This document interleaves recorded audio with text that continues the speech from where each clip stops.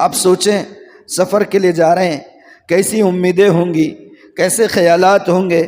مکہ کے جو حالات تھے وہ بھی ذہن میں ہوں گے، اور حضرت ابو طالب کی رحلت اور حضرت خدیجہ کا داغ مفارقت دینا یہ بھی ذہن میں چل رہا ہوگا، اور پھر ایمان لانے والوں پر ظلم و ستم کے جو پہاڑ توڑے جا رہے تھے اس کا بھی کچھ منظر چل رہا ہوگا، اور یہ سوچتے سوچتے پھر آپ آگے کے مناظر کو دیکھ رہے ہوں گے کہ میں فلاں کے پاس جاؤں گا اور ان سے اپنی رشتہ داری بتاؤں گا، اور یہ بتاؤں گا کہ میں آپ ہی کے قبیلے کی ایک عورت کا شیرخوار بچہ ہوں اور میں نے اس کا دودھ پیا ہوں، اس لحاظ سے میں آپ کا نواسا ہوں، میں آپ کا بھانجا ہوں، تو شاید وہ میری مدد کریں گے اور قریش کے ظلم و ستم سے بچ کر مجھے اپنے پیغام کو عام کرنے کے لیے ایک پرامن اور پرسکون فضا میسر آئے گی، اور میں یہاں سے پھر اپنے مشن کو چلاؤں گا۔ اور پھر طائف یہ آباد شہر ہے، خوب اچھی آب و ہوا کا حامل شہر تھا، زرخیزی، شادابی، سرسبزی طائف کی مشہور تھی پورے علاقے کے اندر، کتنی مشہور تھی اور کتنے یہ لوگ ترقی یافتہ تھے،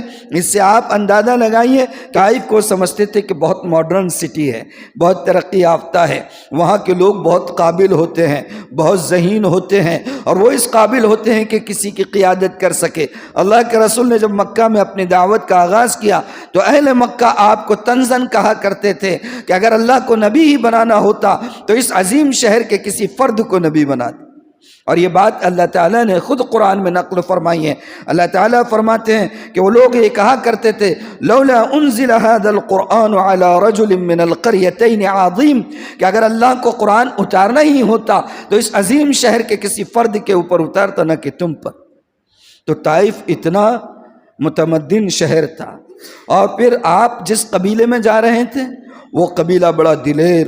بہت مہمان نواز، بڑا مقام اس کو حاصل تھا، اور بنو ثقیف کے خاص سرداروں کے پاس جانے کی وجہ یہ تھی جو میں نے بتایا، ننیالی رشتے کی نسبت جو ہو رہی تھی دودھ کی طرف سے۔ آپ گئے اور بنو ثقیف کے 3 سرداروں سے، جو تینوں بھائی تھے،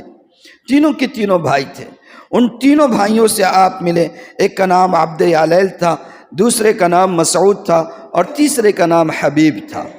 عبد یالیل بن عمرو، مسعود بن عمرو اور حبیب بن عمرو، ان تینوں کے پاس آپ گئے اور آپ نے اپنا پیغام بھی انہیں پہنچایا، مکہ کے حالات سنائے، قریش مکہ کے مظالم کی داستان بیان کی، اور اس کے بعد کہا کہ میں آیا ہوں آپ کے پاس اس امید کے ساتھ کہ آپ میرے ننیالی رشتہ دار ہیں، آپ میرے پیغام کو قبول کریں گے، آپ میرے معاون بنیں گے، اور قریش کے ظلم و ستم سے مجھے جو ہے یہاں نجات ملے گی، اور میں کھل کر اپنا کام